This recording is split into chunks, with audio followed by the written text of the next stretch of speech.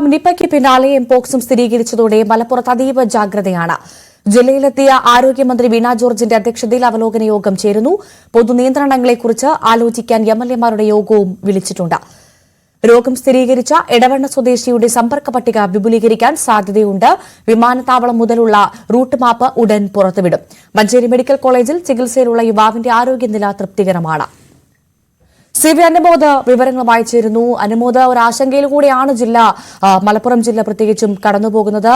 നിപ്പയുടെ ഒരു ആശങ്ക തെല്ലൊന്നും മാറിയ സാഹചര്യത്തിലാണ് ഇപ്പോൾ കേരളത്തിൽ ആദ്യമായി മലപ്പുറത്ത് എംപോക്സ് സ്ഥിരീകരിച്ചത്. ഇന്നലെ നിലവിലെ ഒരു സാഹചര്യം എന്താണ്? എന്തൊക്കെ തരത്തിലുള്ള ജാഗ്രതയാണ് ജില്ലയിൽ പുറപ്പെടുവിച്ചത്? അനുമോദ്. ആരോഗ്യമന്ത്രി വീണ ജോർജ് ഇന്ന് ഉച്ചയോടെ മലപ്പുറത്ത് എത്തിയിരുന്നു. ഉച്ചയ്ക്ക് തന്നെ ആരോഗ്യ വകുപ്പിലെ ഉദ്യോഗസ്ഥരുടെ അവലോകന യോഗം ചേർന്നു. അതിനുശേഷം ഇന്നിപ്പോൾ വൈകുന്നേരം 5:30 എംഎൽഎമാരുടെ ഒരു യോഗം കൂടി വിളിച്ചിട്ടുണ്ട്. എംപോക്സ് സ്ഥിരീകരിച്ച സാഹചര്യത്തിൽ കൂടുതൽ എന്തെല്ലാം കാര്യങ്ങൾ ആണ് ശ്രദ്ധിക്കേണ്ടത്, എന്തെല്ലാം നിയന്ത്രണങ്ങളാണ് ഏർപ്പെടുത്തുക, അതുപോലെ തന്നെ വിമാനത്താവളത്തിൽ കൂടുതൽ എന്തെങ്കിലും പരിശോധനകളോ അത്തരത്തിലുള്ള നടപടികളോ ഉണ്ടാകുമോ എന്നുള്ള കാര്യങ്ങളിലൊക്കെ വൈകുന്നേരത്തെ ഈ യോഗത്തിന് ശേഷം ഒരു വ്യക്തത വരുമെന്നാണ് അറിയുന്നത്. നിലവിലെ സാഹചര്യത്തിൽ എടവണ്ണയിൽ ആരോഗ്യവകുപ്പിന്റെ നടപടികൾ പുരോഗമിക്കുന്നുണ്ട്. ഈ യുവാവുമായി സമ്പർക്കത്തിലുണ്ടായിരുന്ന 30ഓളം പേർ അവരെ കണ്ടെത്തിയിട്ടുണ്ട്. അവർ ഐസൊലേഷനിലാണ്.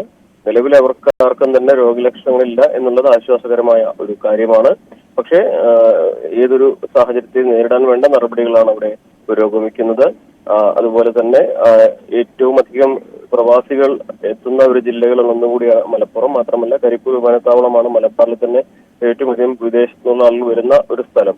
അപ്പോൾ വിമാനത്താവളത്തിൽ ഈ വരുന്ന ആളുകളെ പരിശോധിക്കാനുള്ള സംവിധാനം ഏർപ്പെടുത്തുമോ, അത്തരത്തിൽ രോഗലക്ഷണങ്ങൾ കണ്ടെത്താനുള്ള സംവിധാനങ്ങൾ എന്തെങ്കിലും കൊണ്ടുവരുമോ എന്നീ കാര്യങ്ങളാണ് അറിയേണ്ടതുള്ളത്.